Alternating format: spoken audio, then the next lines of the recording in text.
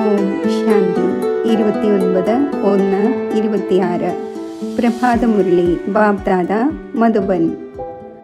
ബാബു പറയുന്നു, മധുരമായ കുട്ടികളെ, തൻ്റെ സ്വീറ്റായ ബാബയെ ഓർമ്മിക്കൂ. എങ്കിൽ നിങ്ങൾ സദോ പ്രധാന ദേവതയായി മാറും. മുഴുവൻ ആധാരവും ഓർമ്മയുടെ യാത്രയിന്മേലാണ്. ചോദ്യം: ബാബയുടെ ആകർഷണം കുട്ടികൾക്കുണ്ടാകുന്നത് പോലെ ഏത് കുട്ടികളുടെ ആകർഷണമായിരിക്കും എല്ലാവർക്കും ഉണ്ടാവുക? ഉത്തരം: ആരാണോ പുഷ്പമായവർ. ചെറിയ കുട്ടികൾ പുഷ്പങ്ങളാണ്.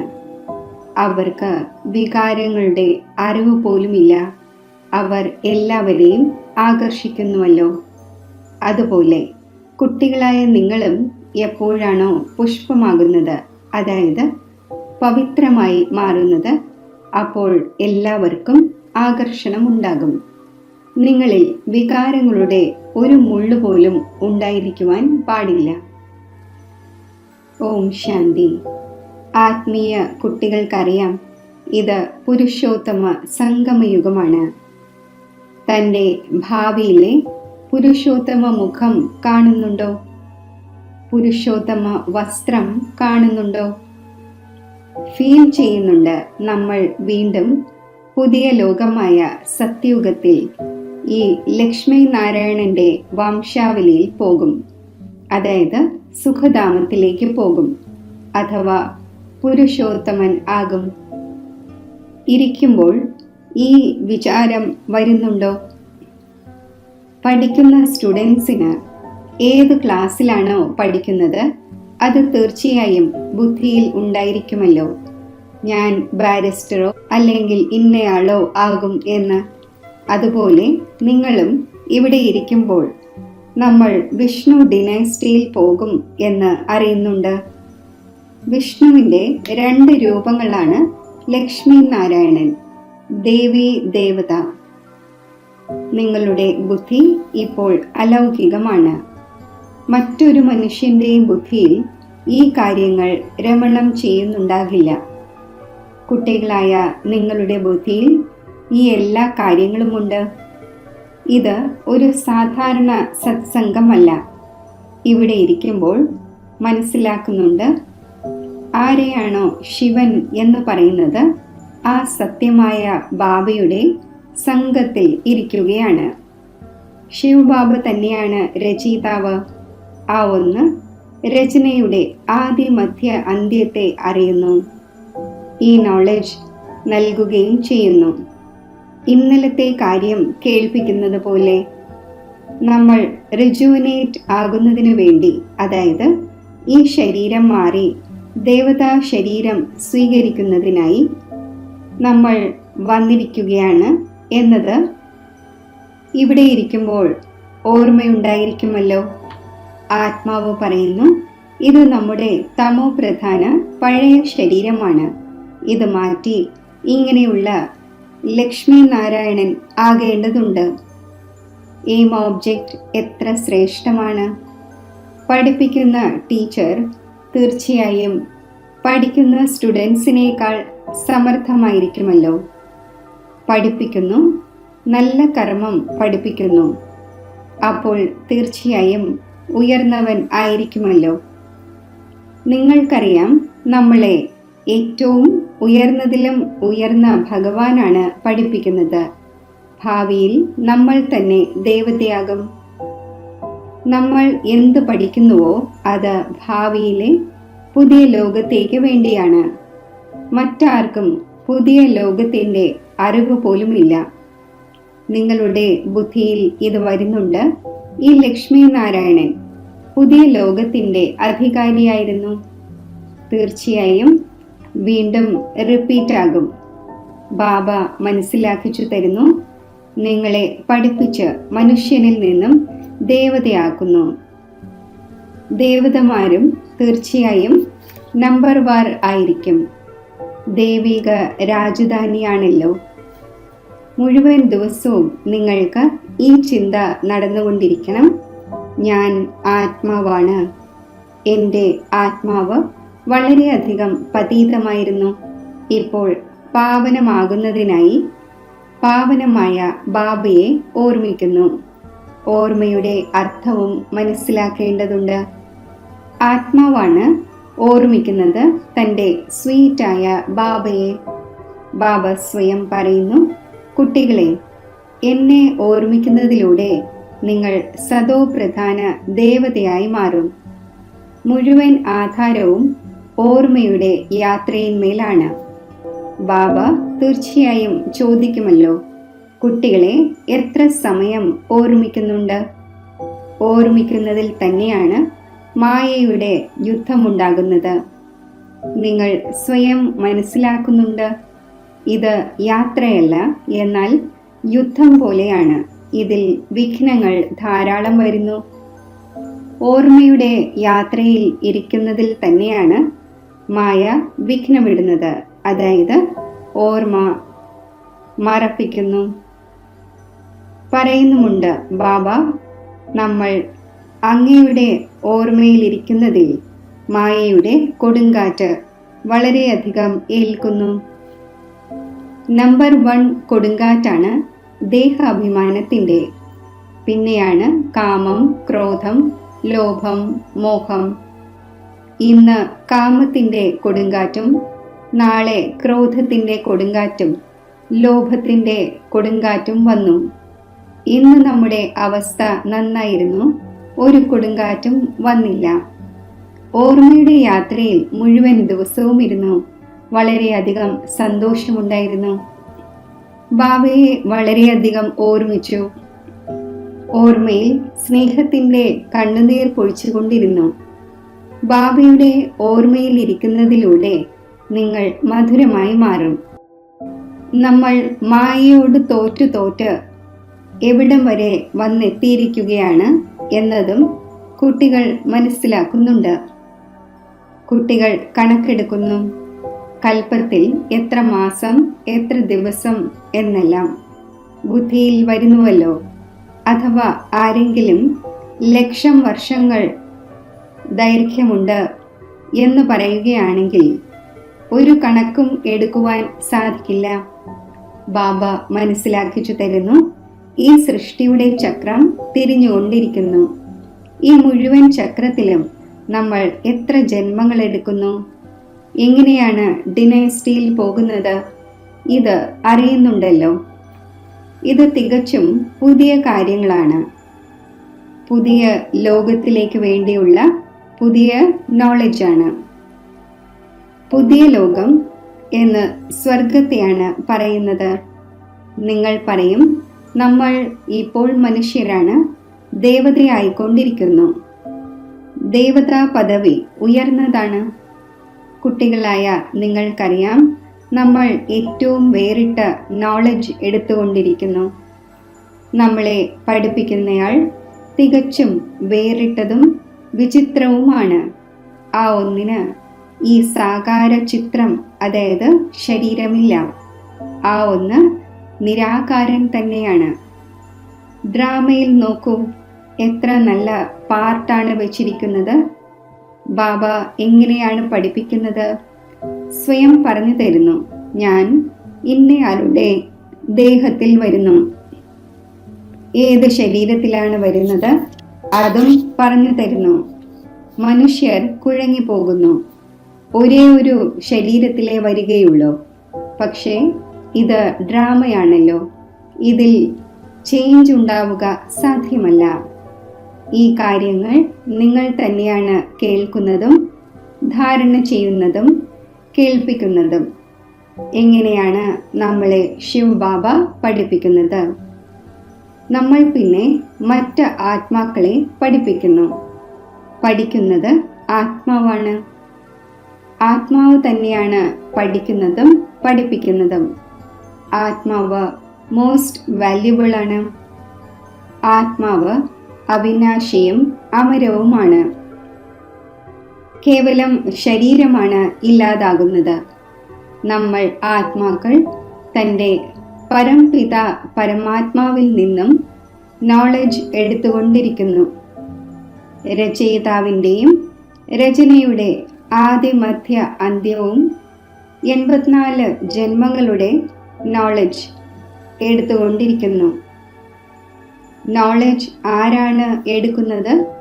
ആത്മാവ്. ആത്മാവ് അവിനാശിയാണ്. മോഹം വെക്കേണ്ടതും അവിനാശി വസ്തുവിലാണ്, വിനാശി വസ്തുവിലല്ല. ഇത്രയും സമയം നിങ്ങൾ വിനാശി ശരീരത്തിൽ മോഹം വെച്ച് വരികയായിരുന്നു. ഇപ്പോൾ മനസ്സിലാക്കുന്നുണ്ട്, ഞാൻ ആത്മാവാണ്. ശരീരത്തിൻ്റെ ബോധം ഉപേക്ഷിക്കണം. ചില കുട്ടികൾ എഴുതുകയും ചെയ്യുന്നു, ഞാൻ ആത്മാവ് ഈ കാര്യം ചെയ്തു, ഞാൻ ആത്മാവ് ഇന്ന് ഈ പ്രഭാഷണം നടത്തി, ഞാൻ ആത്മാവ് ഇന്ന് വളരെയധികം ബാബയെ ഓർമ്മിച്ചു. ആ ഒന്ന് സുപ്രീം ആത്മാവാണ്, നോളജ്ഫുള്ളാണ്. കുട്ടികളായ നിങ്ങൾക്ക് എത്ര നോളജ് നൽകുന്നു? മൂലവതനത്തെയും സൂക്ഷ്മവതനത്തെയും നിങ്ങൾ അറിയുന്നുണ്ട്. മനുഷ്യരുടെ ബുദ്ധിയിൽ യാതൊന്നും തന്നെയില്ല. നിങ്ങളുടെ ബുദ്ധിയിൽ രചയിതാവ് ആരാണ് എന്നതുണ്ട്. ഈ മനുഷ്യ സൃഷ്ടിയുടെ ക്രിയേറ്റർ എന്ന് പാടപ്പെടുന്നു. അപ്പോൾ തീർച്ചയായും കർത്തവ്യത്തിൽ വരുന്നുണ്ട്. നിങ്ങൾക്കറിയാം, ആത്മാവിൻ്റെയും പരമാത്മാവായ ബാബയുടെയും ഓർമ്മയുണ്ടായിരിക്കുന്ന ഒരു മനുഷ്യനുമില്ല. ബാബ തന്നെയാണ് നോളജ് നൽകുന്നത്. സ്വയം ആത്മാവാണ് എന്ന് മനസ്സിലാക്കൂ. നിങ്ങൾ സ്വയം ശരീരമാണ് എന്ന് മനസ്സിലാക്കി തലകീഴായി തൂങ്ങിക്കിടക്കുകയാണ്. ആത്മാവ് സച്ചിത് ആനന്ദ സ്വരൂപമാണ്. ആത്മാവിന് തന്നെയാണ് ഏറ്റവും അധികം മഹിമയുള്ളത്. ഒരു ബാബയുടെ ആത്മാവിന് എത്ര മഹിമയാണുള്ളത്! ആ ഒന്ന് ദുഃഖം ഹരിച്ച് സുഖം തരുന്നവനാണ്. കൊതുകിനെയോ മറ്റോ അത് സുഖം ഉണ്ടാക്കുന്നതാണ്, ദുഃഖം ഹരിക്കുന്നതാണ്, ജ്ഞാനത്തിൻ്റെ സാഗരമാണ് എന്നൊന്നും മഹിമ ചെയ്യുകയില്ല. ഇല്ല, ഇത് ബാബയുടെ മഹിമയാണ്. നിങ്ങൾ ഓരോരുത്തരും സ്വയം ദുഃഖം ഹരിച്ച് സുഖം ഉണ്ടാക്കുന്നവരാണ്. കാരണം ആ ബാബയുടെ കുട്ടികളാണല്ലോ. ആ ഒന്ന് സർവരുടെയും ദുഃഖം ഹരിച്ച് സുഖം നൽകുന്നു. അതും പകുതി കൽപ്പത്തേക്ക് വേണ്ടി. ഈ നോളജ് മറ്റാരിലുമില്ല. നോളജ്ഫുൾ ഒരേ ഒരു ബാബയാണ്. ഒരു ബാബയെ തന്നെ അറിയുന്നില്ല എങ്കിൽ പിന്നെ എന്ത് നോളജായിരിക്കും ഉണ്ടായിരിക്കുന്നത്? നമ്മളിൽ ഒരു നോളജുമില്ല. ഇപ്പോൾ നിങ്ങൾ ഫീൽ ചെയ്യുന്നുണ്ട്, നമ്മൾ ആദ്യം നോളജ് എടുത്തിരുന്നു, ഒന്നും തന്നെ അറിഞ്ഞിരുന്നില്ല. ബേബി, അതായത് ശിശുവിൽ നോളജ് ഇല്ല, അവഗുണവുമില്ല. അതിനാൽ അതിനെ മഹാത്മാവ് എന്ന് പറയുന്നു. കാരണം പവിത്രമാണ്. എത്രത്തോളം ചെറിയ കുട്ടി അത്രയും നമ്പർ 1 പുഷ്പമാണ്. തികച്ചും കർമാതീത അവസ്ഥ പോലെയാണ്. കർമ്മ വികർമ്മങ്ങളെയൊന്നും അറിയുന്നില്ല. കേവലം തന്നെക്കുറിച്ച് മാത്രമാണ് അറിയുന്നത്. അത് പുഷ്പമാണ്. അതിനാൽ എല്ലാവരെയും ആകർഷിക്കുന്നു. ഏതുപോലെ ഇപ്പോൾ ബാബ ആകർഷിക്കുന്നു, അതുപോലെ ബാബ വന്നിരിക്കുന്നത് തന്നെ നിങ്ങളെല്ലാവരെയും പുഷ്പമാക്കുവാനാണ്. നിങ്ങളിൽ പല വളരെ മോശമായ മുള്ളുകളുമുണ്ട്. 5 വികാരങ്ങളാകുന്ന മുള്ളുണ്ടല്ലോ. ഈ സമയം നിങ്ങൾക്ക് പുഷ്പങ്ങളുടെയും മുള്ളുകളുടെയും ജ്ഞാനമുണ്ട്. മുള്ളുകളുടെ കാടും ഉണ്ടായിരിക്കുന്നു. ബബിൾ മരത്തിൻ്റെ മുള്ള് ഏറ്റവും വലുതാണ്. ആ മുള്ളുകൾ കൊണ്ടുപോലും വളരെയധികം വസ്തുക്കൾ തയ്യാറാകുന്നു. മനുഷ്യരുമായി ഉപമിക്കുന്നു. ബാബ മനസ്സിലാക്കിച്ചു തരുന്നു, ഈ സമയം വളരെയധികം ദുഃഖം നൽകുന്ന മനുഷ്യൻ മുള്ളാണ്. അതിനാൽ ഇതിനെ ദുഃഖത്തിൻ്റെ ലോകം എന്ന് പറയുന്നു. ബാബ സുഖദാതാവാണ് എന്ന് പറയുന്നുമുണ്ട്. മായ രാവണൻ ദുഃഖദാതാവാണ്. പിന്നെ സത്യയുഗത്തിൽ മായ ഉണ്ടായിരിക്കുന്നില്ല. അപ്പോൾ ഈ ഒരു കാര്യങ്ങളും ഉണ്ടായിരിക്കുന്നില്ല. ഡ്രാമയിൽ ഒരു പാർട്ട് 2 തവണ ഉണ്ടാവുക സാധ്യമല്ല. ബുദ്ധിയിലുണ്ട്. മുഴുവൻ ലോകത്തിലും ഏതൊരു പാർട്ട് നടക്കുന്നുവോ അതെല്ലാം പുതിയതാണ്. നിങ്ങൾ ചിന്തിക്കൂ, സത്യയുഗം മുതൽ ഇതുവരെയുള്ള ദിവസം തന്നെ മാറിപ്പോകുന്നു, ആക്ടിവിറ്റി മാറിപ്പോകുന്നു. 5000 വർഷത്തെ മുഴുവൻ ആക്ടിവിറ്റിയുടെയും റെക്കോർഡ് ആത്മാവിൽ നിറഞ്ഞിരിക്കുന്നു. അത് മാറ്റുവാൻ സാധിക്കില്ല. ഓരോ ആത്മാവിലും തൻ്റെ പാർട്ട് അടങ്ങിയിരിക്കുകയാണ്. ഈ ഒരു കാര്യം പോലും ആർക്കും മനസ്സിലാക്കുവാൻ സാധിക്കുന്നില്ല. ഇപ്പോൾ ആദി മധ്യ അന്ത്യത്തെ നിങ്ങൾ അറിയുന്നുണ്ട്. ഇത് സ്കൂളാണല്ലോ. സൃഷ്ടിയുടെ ആദി മധ്യ അന്ത്യത്തെ അറിയുക, പിന്നെ ബാബയെ ഓർമ്മിച്ച് പവിത്രമാകുന്നതിൻ്റെ പഠനമാണ്. ഇതിനു മുമ്പ് അറിയാമായിരുന്നു നമുക്ക് ഇതാകണം എന്ന്. ബാബ എത്ര ക്ലിയറായി മനസ്സിലാക്കിച്ചു തരുന്നു. നിങ്ങൾ ആദ്യ നമ്പറിൽ ഇതായിരുന്നു. പിന്നെ നിങ്ങൾ താഴെ ഇറങ്ങി ഇപ്പോൾ എന്തായിരിക്കുന്നു? ലോകത്തെ നോക്കൂ, എന്തായിരിക്കുകയാണ്. എത്ര അനേകം മനുഷ്യരുണ്ട്. ഈ ലക്ഷ്മി നാരായണന്റെ രാജധാനിയെക്കുറിച്ച് ചിന്തിക്കൂ. എന്തായിരിക്കും ഉണ്ടാവുക? ഇവർ വസിക്കുന്ന ഇടം എങ്ങനെയുള്ള വജ്ര വൈഡൂര്യങ്ങളുടെ കൊട്ടാരമായിരിക്കും? ബുദ്ധിയിൽ വരുന്നുണ്ട്, ഇപ്പോൾ നമ്മൾ സ്വർഗവാസി ആയിക്കൊണ്ടിരിക്കുന്നു. അവിടെ നമ്മൾ തൻ്റെ കെട്ടിടവും മറ്റും നിർമ്മിക്കും. താഴെ നിന്നും ദ്വാരക വരികയൊന്നുമില്ല. ശാസ്ത്രങ്ങളിൽ കാണിച്ചിരിക്കുന്നത് പോലെ ശാസ്ത്രം എന്ന പേര് മാത്രമാണ് തുടർന്ന് വരുന്നത്. മറ്റൊരു പേരും വയ്ക്കുവാൻ സാധിക്കില്ല. മറ്റു പുസ്തകങ്ങൾ പഠിക്കുവാനുള്ളതാണ്. പിന്നെയുള്ളത് നോവൽസ് ആണ്. ബാക്കി ഇതിനെ പുസ്തകം അഥവാ ശാസ്ത്രം എന്ന് പറയുന്നു. അതാണ് പഠിക്കുവാനുള്ള പുസ്തകം. ശാസ്ത്രങ്ങൾ പഠിക്കുന്നവരെ ഭക്തർ എന്ന് പറയുന്നു. ഭക്തിയും ജ്ഞാനവും 2 കാര്യങ്ങളാണ്. ഇപ്പോൾ വൈരാഗ്യം ഏതിൻ്റെയാണ്? ഭക്തിയുടെയാണോ ജ്ഞാനത്തിൻ്റെയാണോ? തീർച്ചയായും ഭക്തിയുടേത് എന്ന് പറയും. ഇപ്പോൾ നിങ്ങൾക്ക് ജ്ഞാനം ലഭിച്ചുകൊണ്ടിരിക്കുന്നു. അതിലൂടെ നിങ്ങൾ ഇത്രയും ഉയർന്നവരാകുന്നു. ഇപ്പോൾ ബാബ നിങ്ങളെ സുഖദായി ആക്കുന്നു. സുഖധാമത്തെ തന്നെയാണ് സ്വർഗം എന്ന് പറയുന്നത്. സുഖധാമത്തിൽ നിങ്ങൾ പോകാൻ പോകുന്നവരാണ്. അപ്പോൾ നിങ്ങളെ തന്നെയാണ് പഠിപ്പിക്കുന്നത്. ഈ ജ്ഞാനവും നിങ്ങളുടെ ആത്മാവ് സ്വീകരിക്കുന്നു. ആത്മാവിന് ഏതെങ്കിലും ധർമ്മമില്ല, അത് ആത്മാവാണ്. പിന്നെ ആത്മാവ് എപ്പോഴാണോ ശരീരത്തിൽ വരുന്നത്, അപ്പോൾ ശരീരത്തിൻ്റെ ധർമ്മം വേറെ ഉണ്ടായിരിക്കുന്നു. ആത്മാവിൻ്റെ ധർമ്മം എന്താണ്? ഒന്നാമതായി ആത്മാവ് ബിന്ദുവിന് സമാനമാണ്, ശാന്ത സ്വരൂപവുമാണ്. ശാന്തിധാമത്തിൽ, മുക്തിധാമത്തിൽ വസിക്കുന്നു. ഇപ്പോൾ ബാബ മനസ്സിലാക്കിച്ചു തരുന്നു, എല്ലാ കുട്ടികളുടെയും അവകാശമാണ്. വളരെയധികം കുട്ടികളുണ്ട്. അവർ മറ്റു ധർമ്മങ്ങളിലേക്ക് കൺവേർട്ടായിപ്പോയി. അവർ വീണ്ടും വന്ന് തൻ്റെ യഥാർത്ഥ ധർമ്മത്തിലേക്ക് വന്നു ചേരും. ആരാണോ ദേവീ ദേവതാ ധർമ്മം ഉപേക്ഷിച്ച് മറ്റു ധർമ്മത്തിലേക്ക് പോയത്, ആ എല്ലാ ഇലകളും മടങ്ങി വരും തൻ്റെ സ്ഥാനത്തേക്ക്.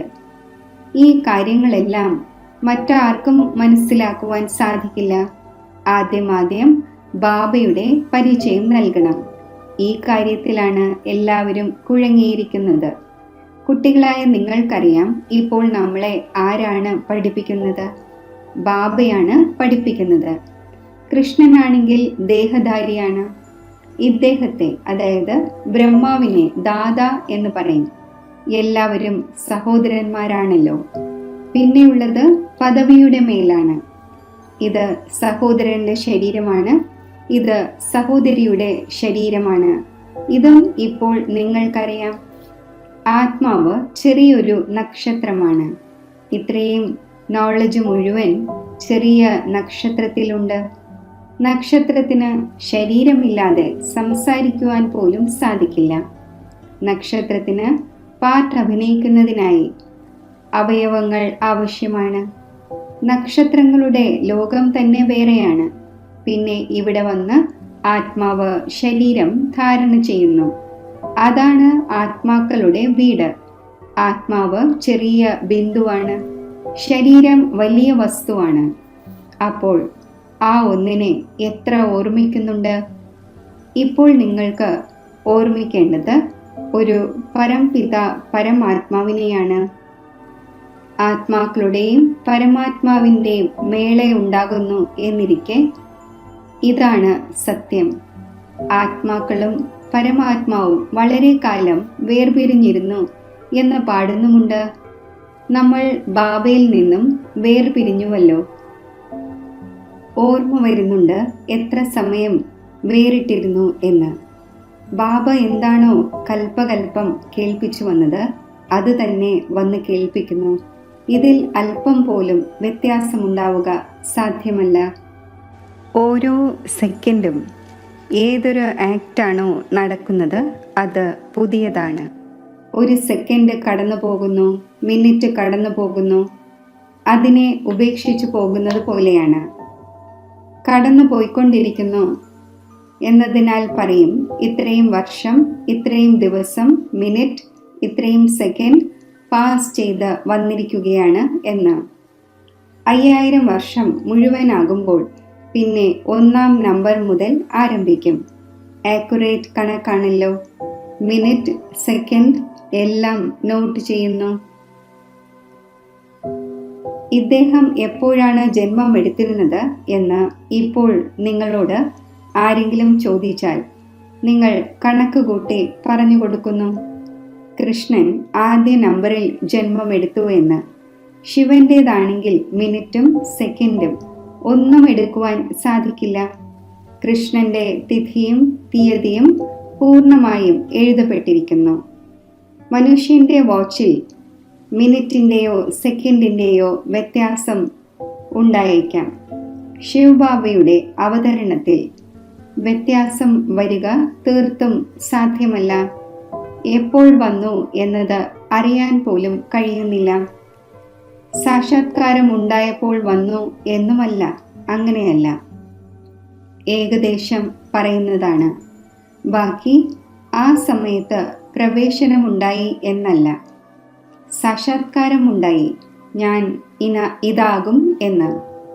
ശരി, മധുരമധുരമായ സിഖിലതെ കുട്ടികൾക്ക് മാതാവും പിതാവുമായ ബാബ്ദാദയുടെ സ്നേഹസ്മരണകൾ. Good morning. ആത്മീയ അച്ഛൻ്റെ ആത്മീയ കുട്ടികൾക്ക് നമസ്തേ. ധാരണയ്ക്കുള്ള മുഖ്യസാരം: സുഖധാമത്തിലേക്ക് പോകുന്നതിനായി സുഖദായി ആകണം. എല്ലാവരുടെയും ദുഃഖം ഹരിച്ച് സുഖം നൽകണം. ഒരിക്കലും ദുഃഖം കൊടുക്കുന്ന മുള്ളാകരുത്. ഈ വിനാശി ശരീരത്തിൽ ആത്മാവ് തന്നെയാണ് മോസ്റ്റ് വാല്യുബിൾ. അത് അമരവും അവിനാശിയുമാണ്. അതിനാൽ അവിനാശി വസ്തുവിനോട് സ്നേഹം വയ്ക്കണം. ദേഹത്തിൻ്റെ ബോധം ഇല്ലാതാക്കണം. വരദാനം: തൻ്റെ അനാദി ആദി സ്വരൂപത്തിൻ്റെ സ്മൃതിയിലൂടെ ബന്ധനരഹിതം ആവുകയും ആക്കുകയും ചെയ്യുന്ന മർജീവ ആയി ഭവിക്കട്ടെ. ഇതുപോലെ ബാബ ലോൺ എടുക്കുന്നു, ബന്ധനത്തിൽ വരുന്നില്ല. അതേപോലെ താങ്കൾ മർജീവ ജന്മമുള്ള കുട്ടികൾ ശരീരത്തിൻ്റെയും സംസ്കാരങ്ങളുടെയും സ്വഭാവത്തിൻ്റെയും ബന്ധനങ്ങളിൽ നിന്നും മുക്തമാകൂ. എപ്പോൾ ആഗ്രഹിക്കുന്നുവോ, എങ്ങനെ ആഗ്രഹിക്കുന്നുവോ അതേപോലെ തൻ്റെ സംസ്കാരം ഉണ്ടാക്കൂ. ഏതുപോലെ ബാബ ബന്ധനരഹിതം ആണോ അതേപോലെ ബന്ധനരഹിതമാകൂ. മൂലവതനത്തിൻ്റെ സ്ഥിതിയിൽ സ്ഥിതി ചെയ്ത ശേഷം പിന്നെ താഴേക്ക് വരൂ. തൻ്റെ അനാദി ആദി സ്വരൂപത്തിൻ്റെ സ്മൃതിയിൽ ഇരിക്കൂ. അവതരിച്ച ആത്മാവാണ് എന്ന് മനസ്സിലാക്കി കർമ്മം ചെയ്യൂ. അപ്പോൾ മറ്റുള്ളവരും താങ്കളെ ഫോളോ ചെയ്യും. സ്ലോഗൻ: ഓർമ്മയുടെ വൃത്തിയിലൂടെ വായുമണ്ഡലത്തെ പവർഫുൾ ആക്കുക. ഇതുതന്നെയാണ് മനസ്സാ സേവനം. അവ്യക്ത സൂചന: ഈ അവ്യക്ത മാസത്തിൽ ബന്ധനമുക്തമായിരുന്ന് ജീവൻ മുക്ത സ്ഥിതി അനുഭവിക്കൂ. ഏതെങ്കിലും പ്രകാരത്തിലുള്ള മോഹം നിലനിൽക്കുന്നത് വരെയും, അത് സങ്കല്പത്തിൻ്റെ രൂപത്തിലായാലും സംബന്ധത്തിൻ്റെ രൂപത്തിൽ ആയാലും സമ്പർക്കത്തിൻ്റെ രൂപത്തിൽ ആയാലും തൻ്റെ ഏതെങ്കിലും വിശേഷതയുടെ ഭാഗത്തേക്കായാലും ഏതൊരു മോഹവും ബന്ധനയുക്തം ആക്കി മാറ്റും. ആ മോഹം അശരീരി ആകുവാൻ അനുവദിക്കില്ല. അവർക്ക് വിശ്വമംഗളകാരി ആക്കി മാറ്റുവാനും സാധിക്കില്ല. അതിനാൽ ആദ്യം സ്വയം മോഹമുക്തമാകൂ. അപ്പോൾ വിശ്വത്തിന് മുക്തിയുടെയും ജീവൻ മുക്തിയുടെയും സമ്പത്ത് നേടിക്കൊടുക്കുവാൻ സാധിക്കും. ഓം ശാന്തി.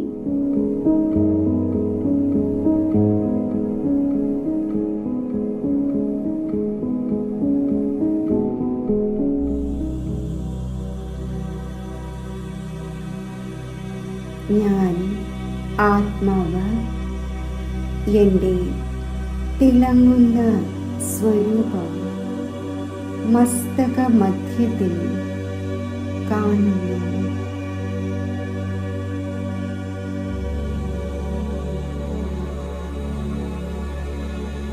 മസ്തകമണിയായി ഞാൻ ഭൃഗുടിയാകുന്ന സിംഹാസനത്തിൽ സ്ഥിതി ചെയ്യുന്നു.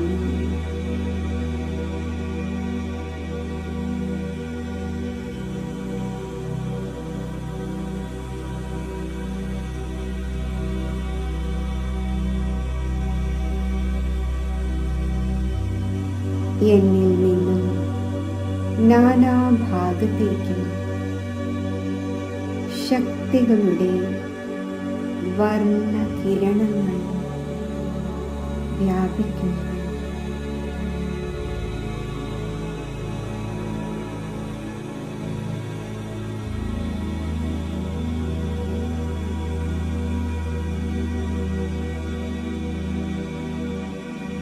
ഞാൻ എൻ്റെ നിജധാമത്തിലേക്ക് പോവുകയാണ്.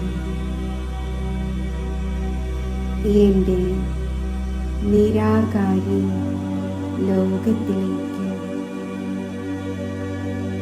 ആത്മഗ്രഹമായ ശാന്തിധാമത്തിലേക്ക്.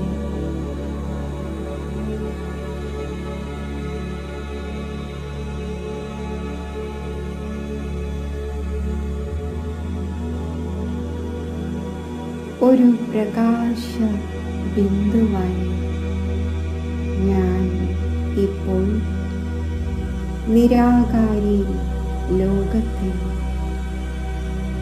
ശാന്തിധാമത്തിൽ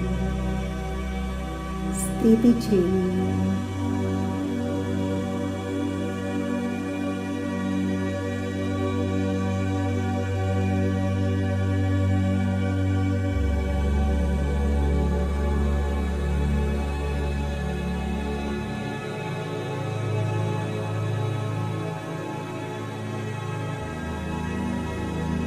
ഈ സൈലൻസിൻ്റെ ലോകത്തിൽ സ്ഥിതി ചെയ്യുമ്പോൾ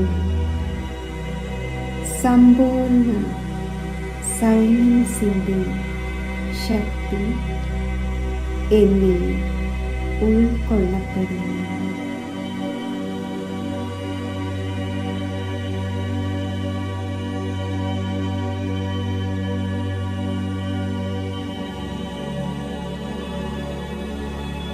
ഈ ഉയർന്ന ധാമത്തിൽ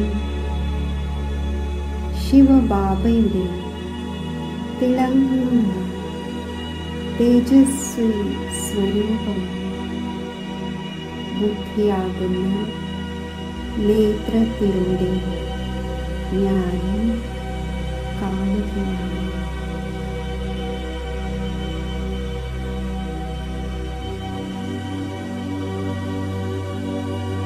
ശിവബാബയുടെ അതിസമീപത്ത് ഞാൻ സ്ഥിതി ചെയ്യുന്നു. ശിവബാബയെ മനസ്സും ബുദ്ധിയും ഏകാഗ്രമാക്കും.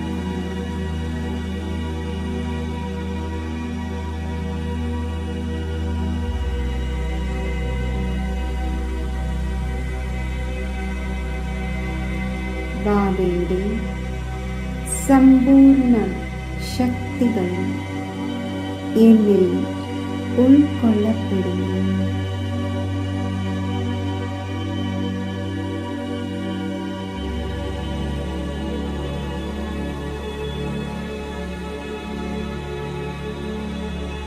ഈ സൈലൻസിൻ്റെ ധാമത്തിൽ നിന്നും ഞാൻ തിരികെ എൻ്റെ സാകാര ദേഹത്തിൽ അവതരിക്കുന്നു.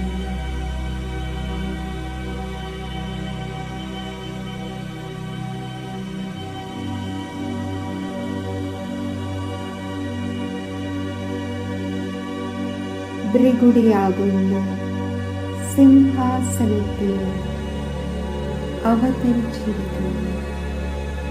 ഞാൻ ശ്രേഷ്ഠ ആത്മാവാണ്.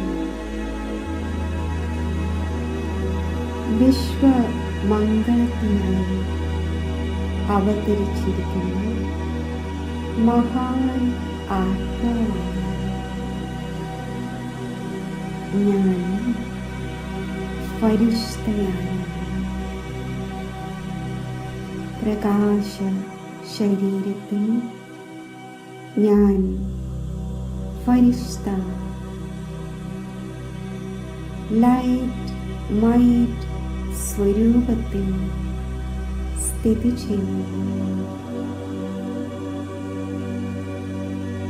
ഈ തികച്ചും ഭാരരഹിതമായ അവസ്ഥയിൽ ഞാൻ ഫരിഷ്തകളുടെ ലോകത്തിലേക്ക് പോവുകയാണ്.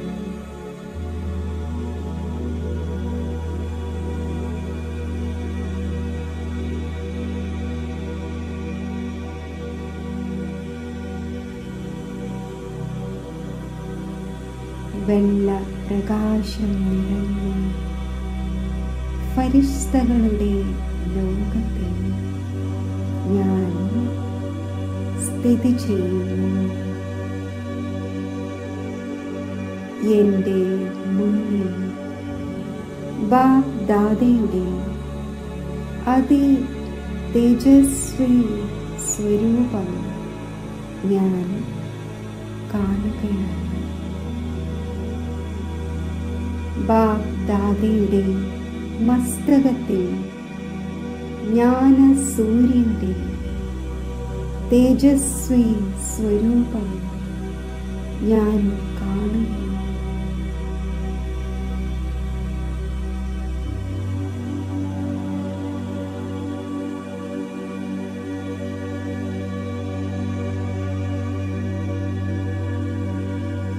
ബാബ ദൃഷ്ടി നൽകുകയാണ്.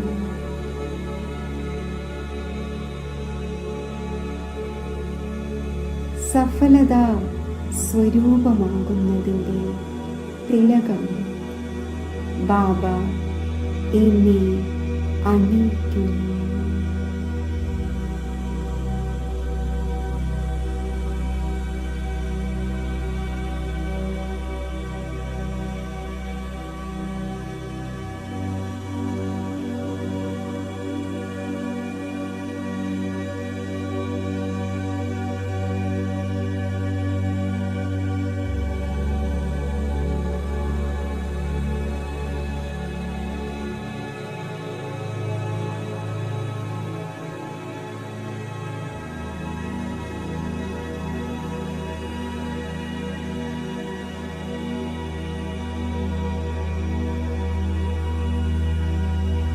സർവ ഈശ്വരീയ ശക്തികളും ദൃഷ്ടിയിലൂടെ സ്വീകരിച്ചുകൊണ്ട് ഞാൻ ഫരിഷ്തയായി ദേഹത്തിലേക്ക് അവതരിക്കുന്നു. ഞാൻ പവിത്ര ഫരിഷ്തയാണ്.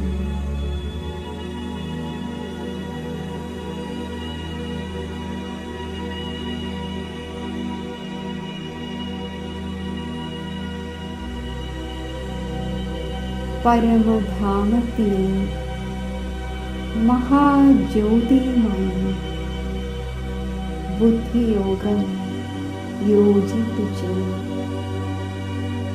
ബാബയുടെ സർവ ശക്തികളുടെയും കിരണങ്ങൾ മുഴുവൻ വിശ്വത്തിൻ്റെയും നാനാഭാഗത്തും ഞാൻ വ്യാപിപ്പിക്കുന്നു.